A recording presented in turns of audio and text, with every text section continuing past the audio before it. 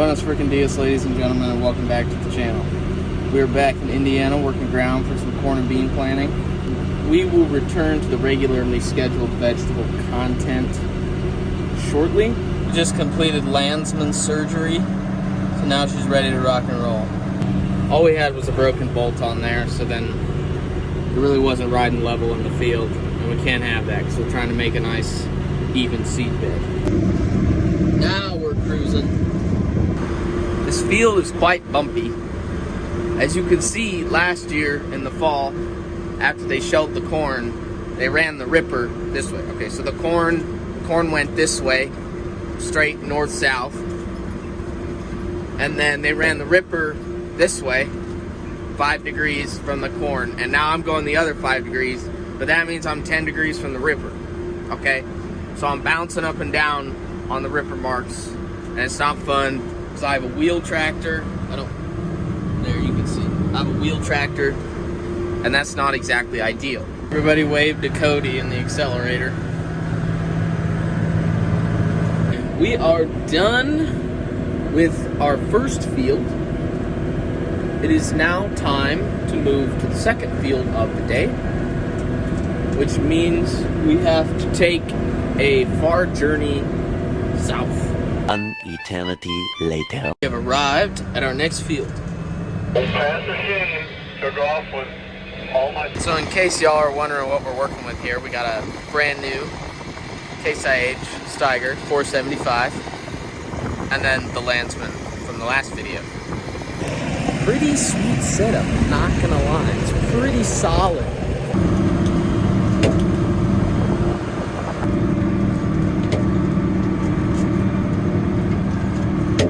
We're about done with this half of the field. And then we're gonna go jump the ditch and do the other side. Now I love that this thing folds up and down, but every single time it gets hung up, somehow this harrow gets hung up, and it makes me so mad because every time I have to get out and I have to fix it, and I don't even know how it's hung up this time. And also I don't like it because when you take it off, these big spiky things try to tear up your legs, and it's a pain in the butt. Alright, well, I'm gonna see if I can get this fixed.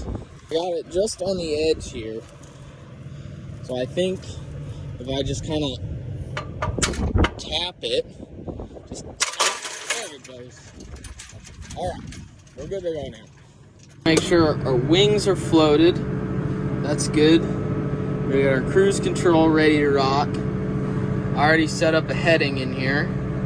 So if we engage the auto steer, there we go. We put her in gear. And then put the implement down. Good. And give her some gas. Give her some gas. There we go. There we go. Here we go.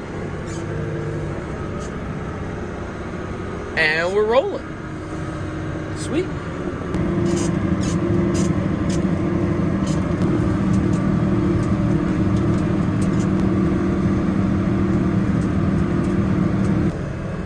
Done with this field.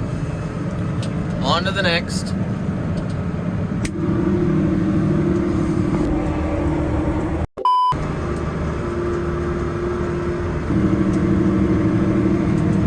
An eternity later. Well, that's that field done. You guys probably can't see because it's so damn dark, but yeah, took a lot longer than expected, but we are done now. Look at that, guys. That's over a 250 acre day. Construction zone? I don't think so.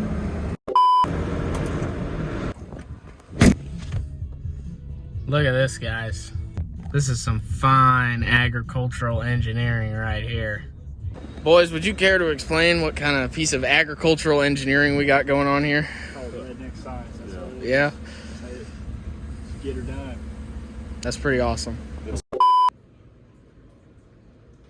An eternity later. Gerald, how are we doing? Better man. Ah. I'm out of the driver's seat. Yeah? You a blind old man? Oh, I did that. I missed my first shot and I missed my last shot. So be 6. No, I must have got a 30. How did I do that? We are so back, guys. We are so back.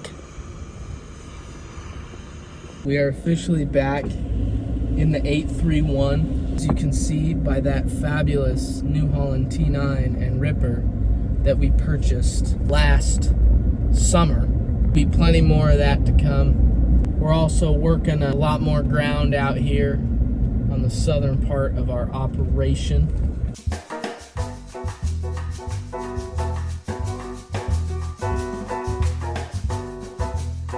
Yes, stay tuned for more vegetable content. Also, guys, check out this new cultivator we got.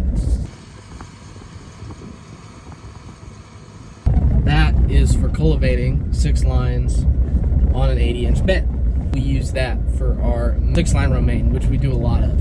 So romaine hearts, if you guys ever make Caesar salad, go buy romaine hearts. It's my stuff. I don't know if you could see, there's a little box on there. And this box is very important because in addition to the box, there is a camera. And what that cultivator does is it has the camera will follow the seed line, or the row, will follow the row of plants, and it will move that cultivator side to side hydraulically. So one, we can get a lot closer to the plant, meaning we can get more of the weeds, and also we can go a lot faster because now the driver doesn't need to sit there and look at the tire and look at the plants and make sure he's not hitting them. He can just go. And then on top of that, same kind of situation, anybody can drive that. I mean, you can put me on there. Overall, very efficient piece of machinery. Great bang for your buck. It really wasn't that expensive. Great piece of kit. Well, that'll be all for this video. Like, comment, subscribe. Tell all your friends. Toodles. Actually, guys, never mind. Food safety audit this week. So I'm just gonna quit farming.